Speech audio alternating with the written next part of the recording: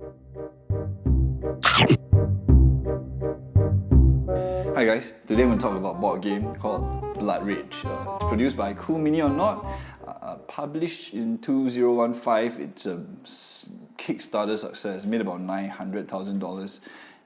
Many people are raving about this game, but now after a couple of times of playing it, I'd like to share my thoughts on what I feel. Okay.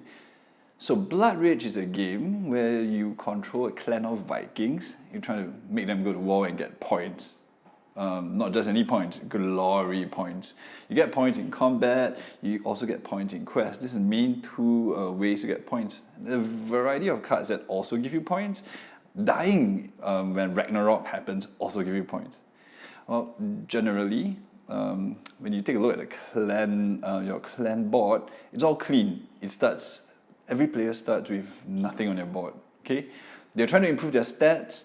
They're trying to get upgrades. Some upgrades are actually monsters. They are also called upgrades, right? So you can summon monsters, and you can have this big, massive battle every turn. But when do you fight? You fight when you pillage a village, right? And another player's clan says no, they want to stop you. Why do you want to pillage a village? Because the rewards are always a clan upgrade. Upgrading your clan gives you many things. It gives you more rage, primarily. It's the most important thing. Rage is a resource you use to take all your actions. Okay. Also, there is an upgrade to increase the capacity of little guys and miniatures that you can place on the board. So think of it as having a bigger army.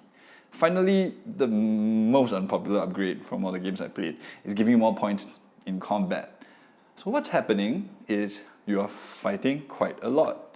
And I completely forgot to mention that there are 3 phases in this game. Okay, there are 3 ages. How the game starts, it's you draw cards. Draw 8 cards, you pick one, pass it around, draft until you have 6 cards in your hands. That will form your starting hand.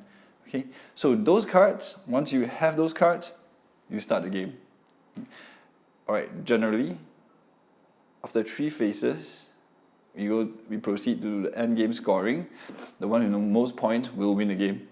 Okay, so after playing this game like about 10 times, do I like it? Yes. Does it annoy me? Do I hate it? As well. I'm really polarized by this game, seriously. Yeah. The same emotion I feel, right, is the same emotion I feel about the Batman vs Superman movie. Yeah, I'm confused. There are many things I like, many things that could be better. Let me explain what I like first. Combat. Combat's really fun. Basically, you're just counting the strength of your soldiers versus the strength of the other player's soldiers, and then you get to play a card. This part is really interesting. The card you play a card. You play it face down. No one knows what you're going to play. It could be a complete bluff, right? When you reveal, there's this whole tension and surprise, and usually brutal defeat for some player. Okay, that also could be a problem because this game is quite reliant on cards. Drafting is so important. If you're first time play, you have no idea what you're going to take. You might just miss out on certain combos that these cards can create. And here is the thing, as much as I love the variety of the cards, I'm really not so sure about the balance of the cards. You know, I mean, it's fun. Don't get me wrong. I enjoy playing cards, summoning crazy monsters, but sometimes they are so overpowered. You know, that's one thing I don't like. And here's another problem I have with the theme of the game. You look at all these warriors. They look so cool. The miniatures look so great. There's Fenrir, this giant wolf sculpture-looking thing I got from the Kickstarter bonus. It's so beautiful. All these monsters. Technically, you know what you're doing the whole game? You're trying to pillage a village. That's all you're gonna do, okay? Pillage a village. But the moment there are no more villages, the Vikings don't fight. They start to hang around each other and do absolutely nothing. It's really crazy. Okay? There are 2 scenarios that really drive me nuts. Okay? One scenario is when the Vikings warriors had taken over a village and they stay there after pillaging. There's nothing you can do about it. You can't remove anyone else. You can't go in and force him out. He'll just stay there till the next phase where the token and reward gets resetted, and you just claim the reward again. And you can't do anything about it. That's just something wrong with it. I have a problem with that.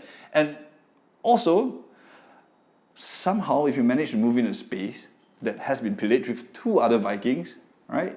You can't attack them. You're in the same village, you can't attack them. There's no rule for that because the village has been pillaged. I keep saying pillaging in this review, but that's the thing. This whole game is about pillaging villages and getting points from dying, and I don't know. I'm not saying it's not fun. It's just be careful who you play this game with, because if you're looking at players who are strategic, Euro, long-term strategy gamers, right? They might just hate the chaos of it. American trash players, they probably like it a lot more. The theme is there, the pillaging theme. Generally, this game is enjoyable. Great production value. It's not for everybody though, so take it with a pinch of salt. Thank you guys. See you next time.